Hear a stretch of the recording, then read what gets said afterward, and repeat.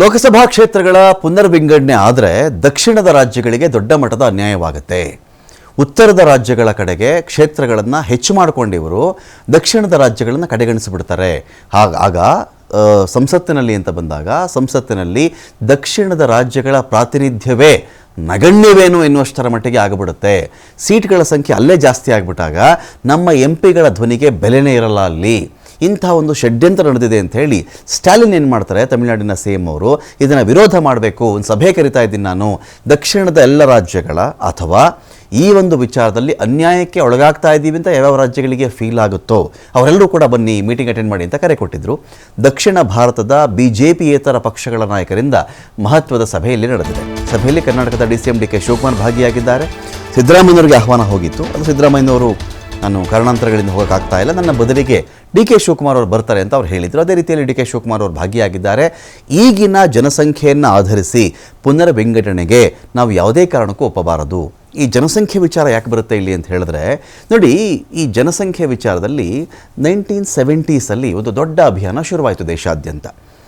ಏನಂತ ಹೇಳಿದ್ರೆ, ಜನಸಂಖ್ಯೆ ನಿಯಂತ್ರಣ ಮಾಡಬೇಕು ಅಂತ ಬಂದಾಗ ದಕ್ಷಿಣದ ರಾಜ್ಯಗಳು ಮೊದಲೆಲ್ಲ ನಾವಿಬ್ಬರು ನಮಗಿಬ್ಬರು, ಅದಕ್ಕೆ ಮುಂಚೆ ನಾವಿಬ್ಬರು ನಮಗೆ ಮೂವರು ನಮಗೆ 4 ಜನ ಅಂತೆಲ್ಲ ಮಕ್ಕಳೆಲ್ಲ ಇತ್ತಲ್ಲ. ಇದಾದಮೇಲೆ ಏನಾಯಿತು, ನಾವಿಬ್ಬರು ನಮಗಿಬ್ಬರು, ಆಮೇಲೆ ನಾವಿಬ್ಬರು ನಮಗೊಬ್ಬರು. ಅದಕ್ಕೆ ಮುಂಚೆ ಇದ್ದಿದ್ದು ಆರತಿಗೊಬ್ಬಳು ಮಗಳು ಕೀರ್ತಿಗೊಬ್ಬ ಮಗ.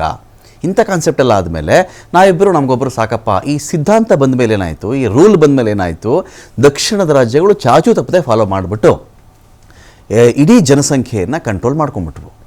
ಉತ್ತರದ ರಾಜ್ಯಗಳಿಗೆ ಲಂಗಿಲ್ಲ ಲಗಾಮಿಲ್ಲ, ಮನಸ್ಸೋ ಇಚ್ಛೆ ಜನಸಂಖ್ಯೆ ಜಾಸ್ತಿ ಆದರೂ ಕೂಡ ಹೇಳೋರಿಲ್ಲ ಕೇಳೋರಿಲ್ಲ. ಅಲ್ಲಿ ಪರಿಸ್ಥಿತಿ ಹೀಗಾದಾಗ ಏನಾಯಿತು, ದಕ್ಷಿಣದ ರಾಜ್ಯಗಳಿಗೆ ಅನಂತರವಾದಂಥ ಅನ್ಯಾಯ ಹೇಗಿತ್ತು ಅಂದರೆ, ಜನಸಂಖ್ಯೆ ಕಡಿಮೆ ಇರ್ತಕ್ಕಂಥ ದಕ್ಷಿಣದ ರಾಜ್ಯಗಳ ಕಡೆಯಿಂದ ಪ್ರೊಡಕ್ಟಿವಿಟಿ ಜಾಸ್ತಿ ಇತ್ತು, ಆರ್ಥಿಕ ವಿಚಾರಗಳಲ್ಲಿ ಸಂಪತ್ತು ಜಾಸ್ತಿ ಇತ್ತು, ತೆರಿಗೆ ಕಟ್ಟೋದು ಜಾಸ್ತಿ ಇತ್ತು.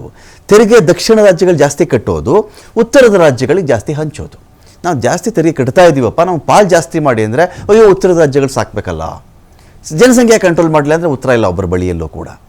ನಮ್ಮಲ್ಲೇ ₹1 ನಾವು ತೆರಿಗೆ ಕಟ್ಟಿದ್ರೆ 13 ಪೈಸೆ ಕರ್ನಾಟಕದ ರಾಜ್ಯಕ್ಕೆ ಬರುತ್ತೆ ಅಂತ ಬಂದಾಗ ಸಹಜವಾಗಿ ಕೇಳ್ತೀವಿ, ಇದೇನು ರೀ, ಆ ರಾಜ್ಯಗಳು 25 ಪೈಸೆ ತೆರಿಗೆ ಕಟ್ಟಿದ್ರೆ ನೀವು ₹2 ಕೊಡ್ತೀರಾ ಅವ್ರಿಗೆ, ನಾವು ಕಟ್ಟಿದ್ರೆ ₹1 ತೆರಿಗೆ ಕಟ್ಟಿದ್ರೆ 13 ಪೈಸೆ ನಮಗೆ ಬರ್ತಾ ಇಲ್ವಲ್ಲ ಯಾಕೆ ಅಂತ ಒಂದು ಪ್ರಶ್ನೆ ಬಂತು. ಜನಸಂಖ್ಯೆ ಅಂತ ಒಂದು ವಿಷಯ ಬಿಡ್ತಿದ್ರು.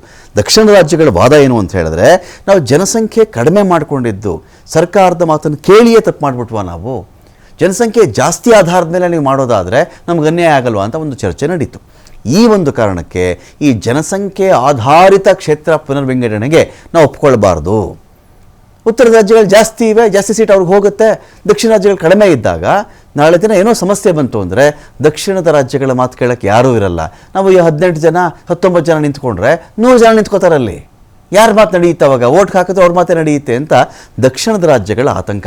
ಇದನ್ನು ಒಟ್ಟಾಗಿ ನಾವು ವಿರೋಧ ಮಾಡಬೇಕು ಅಂತ ತಮಿಳುನಾಡಿನ ಸಿಎಂ ಸ್ಟಾಲಿನ್ ಕರೆ ಕೊಟ್ಟರಲ್ಲಿ ಸ್ಟಾಲಿನ್ ಹೇಳಿದ್ದಿಷ್ಟೇ, ಈ ಕ್ಷೇತ್ರ ಪುನರ್ವಿಂಗಡಣೆ ಮಾಡ್ತೀರಾ ಮಾಡಿ, ಆದರೆ ಈ ಪಾಪ್ಯುಲೇಷನ್ ಇಟ್ಕೊಂಡು ಅದನ್ನೇ ಕ್ರೈಟೀರಿಯಾ ಅಥವಾ ಮಾನದಂಡ ಮಾಡಿಕೊಂಡು ನೀವು ಮಾಡುವುದಾದರೆ ಅದಕ್ಕೆ ನಮ್ಮ ಒಪ್ಪಿಗೆ ಇಲ್ಲ. ಸಂಸತ್ನಲ್ಲಿ ನಮ್ಮ ರಾಜ್ಯಗಳ ಪ್ರಾತಿನಿಧ್ಯವೇ ಕಡಿಮೆ ಆಗುತ್ತೆ. ಒಂದು ಸೂಕ್ಷ್ಮ ವಿಚಾರ ಇಲ್ಲಿದೆ, ಪ್ರಾತಿನಿಧ್ಯ ಮತ್ತು ಸೀಟುಗಳ ಸಂಖ್ಯೆ ಅಂತ ಬಂದಾಗ ಸಹಜವಾಗಿ ಕೆಲವರು ಹೇಳ್ತಾರೆ, ರೀ ಕರ್ನಾಟಕಕ್ಕೆ 28 ಸೀಟ್ ಇದೆ, ಲೋಕಸಭಾ ಸೀಟ್ಗಳು 36 ಮಾಡ್ತಾ ಇದ್ದಾರಲ್ರಿ, ಅವರಲ್ಲಿ ಸೀಟ್ ಸಂಖ್ಯೆ ಕಡಿಮೆ ಮಾಡಿದ್ದಾರೇನ್ರಿ, ಏನೋ ಸುಮ್ಮನೆ ಮಾತಾಡ್ತಾರೆ ಇವರು. ಈ ಒಂದು ವಿಚಾರ ಇದೆ ಅಲ್ವಾ. ಪ್ರಾತಿನಿಧ್ಯ ಮತ್ತು ಸೀಟುಗಳ ಸಂಖ್ಯೆ ಅಂತ ಬಂದಾಗ ಇದೆರಡು ಬೇರೆ ಬೇರೆ ಟಾಪಿಕ್. ಇದು ಏನಾಗುತ್ತೆ, ನಮಗೆ ಉತ್ತರ ಪ್ರದೇಶದಲ್ಲಿ ಒಂದು 80 ಲೋಕಸಭಾ ಸ್ಥಾನ ಇದೆಯಲ್ಲ, ಇದು ಹತ್ತಿರ ನಿಮಗೆ ಈ 80 ಲೋಕಸಭಾ ಸ್ಥಾನಗಳಿರೋದು 138ವರೆಗೂ ಜಿಗಿತಾ ಇದೆ ಇದು ಅಂತ ಮಾಹಿತಿ. 80 ಸೀಟಿನ ಲೋಕಸಭಾ ಸ್ಥಾನಗಳು ಉತ್ತರ ಪ್ರದೇಶದಲ್ಲಿ 138ವರೆಗೂ ಜಿಗಿತಾ ಇದೆ.